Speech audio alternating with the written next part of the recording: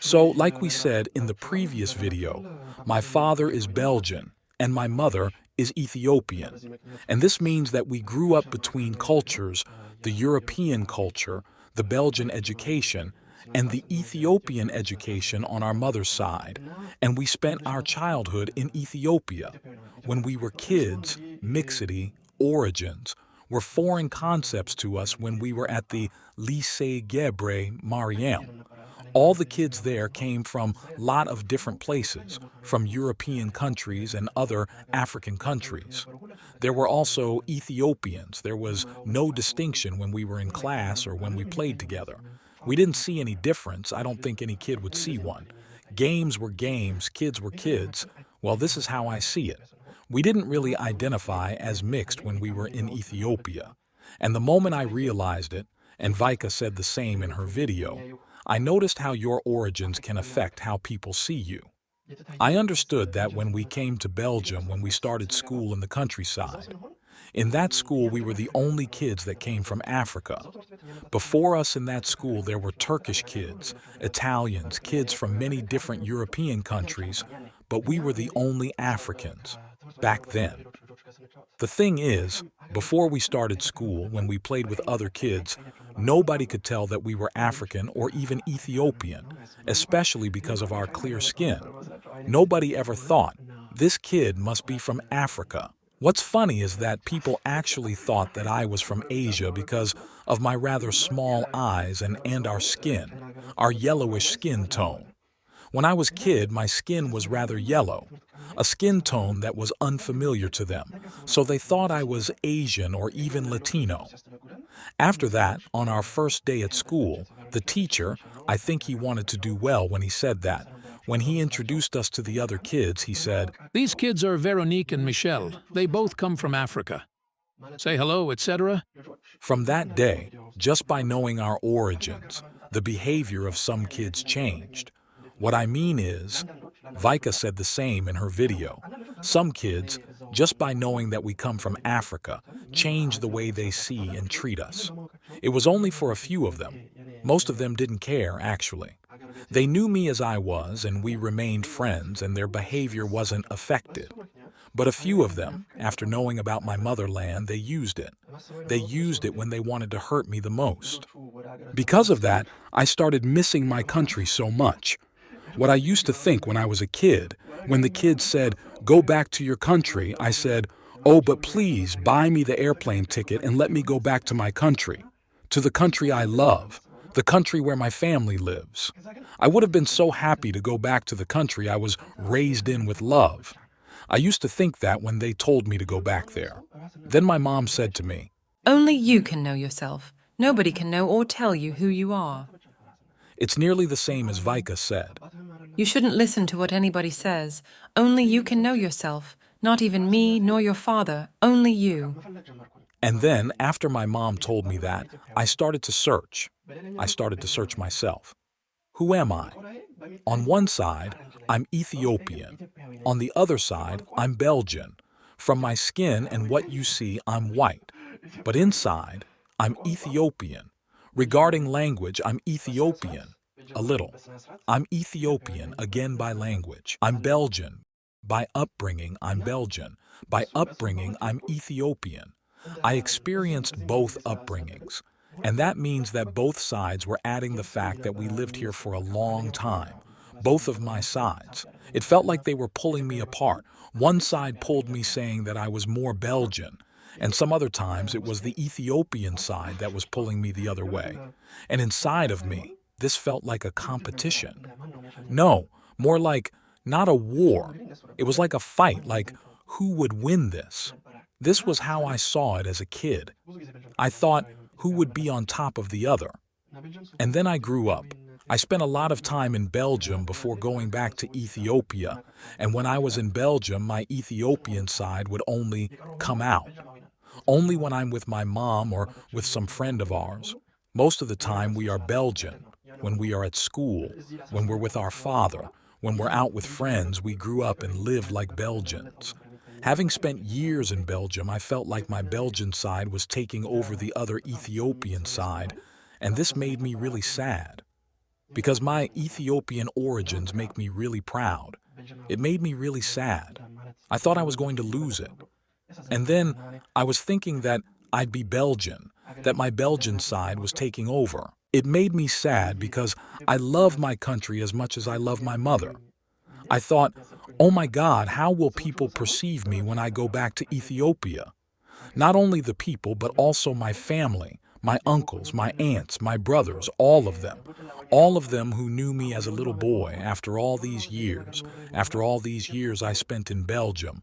When I would go back to Ethiopia, I was afraid they might not see my Ethiopian side anymore.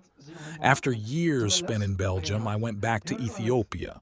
When I went back, I found it back after having been separated from my family for all these years when we met again. All these years spent apart. Those years felt like it was only 1 week. I felt that I hadn't lost my Ethiopian side, and this is this is thanks to, first of all, I think that it's because I can still speak Amharic. I'm sure of that, actually. The fact that I haven't forgotten Amharic helped me not to lose my Ethiopian side. It helped a lot, actually. For me, language carries the weight of the history and the identity of a population. That's why it helped me not to lose my Ethiopian identity of that. I'm sure language was enough for the others to see the Ethiopia in me, the Ethiopia in my heart. When I say the others, my family, they know me. They were very happy to see me and hear me speak Amharic. But the others, when I meet other people, I love speaking Amharic to them. When they spoke to me in English, I always replied in Amharic, and I really enjoyed surprising them. When they hear me speak, their eyes get big. It's like they saw through my skin and saw who I really am. That's what I saw in their eyes, and I loved it, and that's when I realized, even though I don't look Habesha, when I show my Ethiopian side, through language and through my behavior, they see the real me. Now, I know I shouldn't care about what people think about me, but it really helped me. Regarding the two sides that were fighting, the fight that my Belgian side was winning, it felt like it helped my Ethiopian side come back. After all this time spent here, I realized there that my Ethiopian side wasn't lost. And the fact that it wasn't lost is thanks to language, thanks to the fact that our mom always spoke Amharic to us, but also thanks to the fact that we were raised like Ethiopians. We haven't lost our Ethiopian character. When I was in Ethiopia, on the streets, in a cafe, in a bar, at the museum or a church, when people saw who I was through my language and my character, when they realize who I really am and that they show it to me, it made me truly and deeply happy. It felt like I found that Ethiopian side I thought I'd lose back. Let me tell you a story about that. That really confirmed that about my Ethiopian side in me. When I was in Debre Zayit, Bishuftu, my granddad lived there. My uncles took me to a church, and my mom had gave me some money and said to give that to the priests. I personally enjoy going to churches in Ethiopia. I grew up with it, I love it, and we went there while we were visiting. I was like a tourist there. It's a very pleasant place. There were some goats. The landscape and the view were very beautiful. Unfortunately, I forgot the name of the church. I'll ask my mom and write it somewhere on the video. When we were going from one church to the other one to visit as a tourist because it was my first time there was a nun. I think she was a nun. She was carrying a big pile of injera. I think it was meant for the priests and the poor people. When we passed her, she asked my uncle to help her carry the load. My uncle had back pain that day and said he can't help her, so I said I can help her.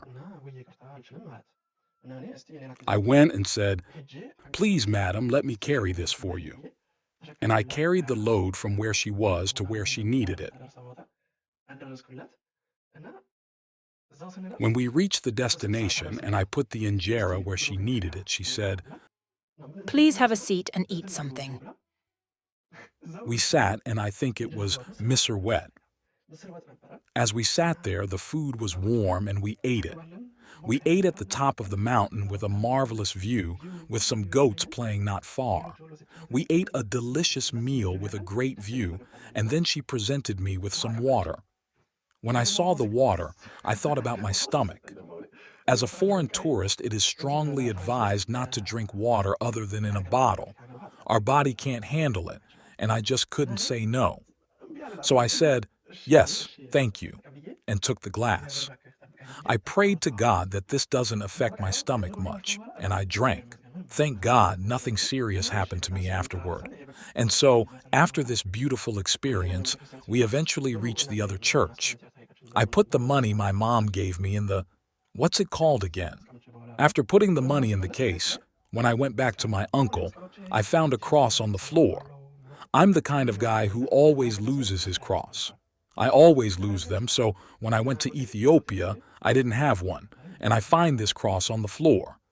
I say to my uncle, "Derry, there's a cross on the floor."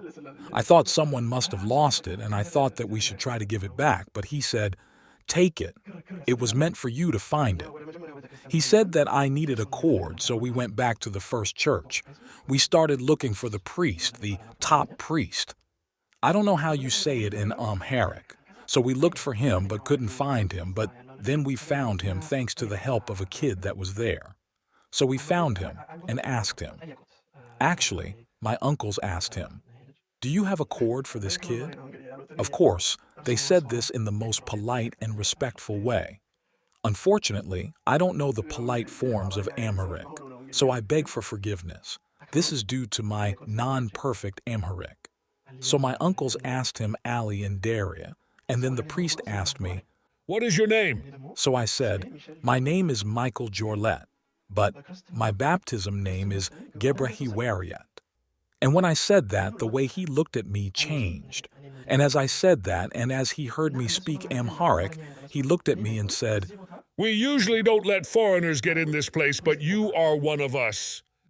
Well, he meant that as this is not a touristic attraction, and so he left to look for a cord. That statement, he said, "You are one of us," will stay engraved in my heart for the rest of my life. It was like, I don't know, like a confirmation to me. I don't know if it's because it was a priest or not. It really deeply affected me. So he looked after a cord but couldn't find a black cord. My uncle was going to give me his cord in order for my cross to be blessed and attached to my neck. He was ready to break his cord and give it to me. Finally, the priest found one, but it was a baptism cord, the red and white one.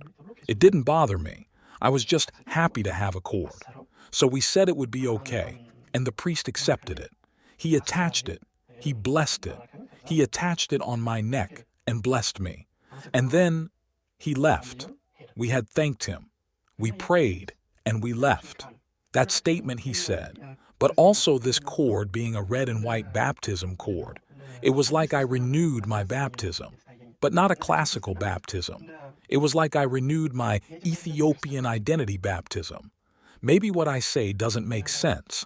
I hope you understand, but this is how I felt it. Yeah, that's when I found my Ethiopian side again. And for me, it gave me self-confidence. It helped me know myself. It helped harmonize all the aspects of my person together, my looks, my heart, where I live, and my upbringing together. That was when all these aspects fit and grew together. Anyway, I could talk a lot about my insight into being mixed, but these videos are long enough, so I'm going to conclude it here. Being mixed is not easy. Mixed means that there are sides, things merged peacefully together, and for a symbiosis between them, one side must not dominate the other, and the other side must not dominate the one. And if one of them has better or lesser good aspects than the other, for example, the racism I experience from my Ethiopian side, these bad things have to be accepted. It's not a good thing.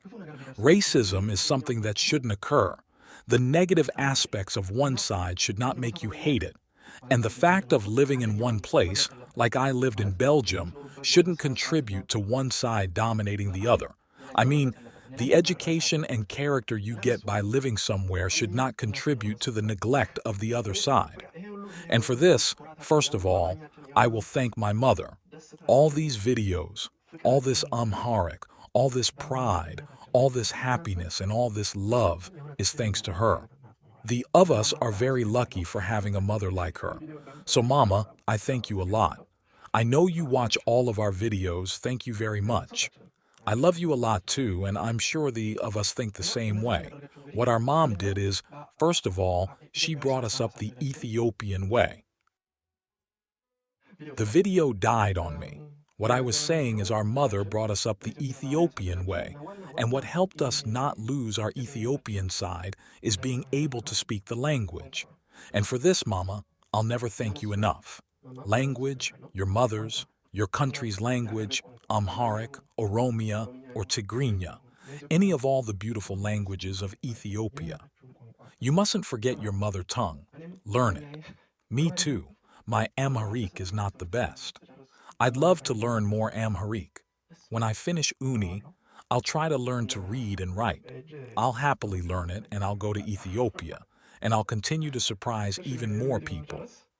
Okay then, let's wrap up this video. Please do tell me about my Amharic if it was good or bad.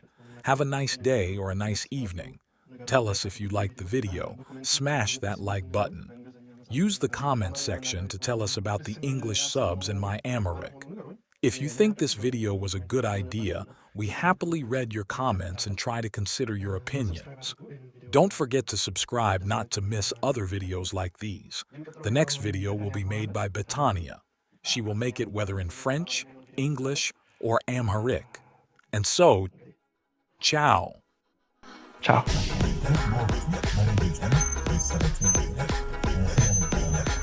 አንደኛ አንበሳ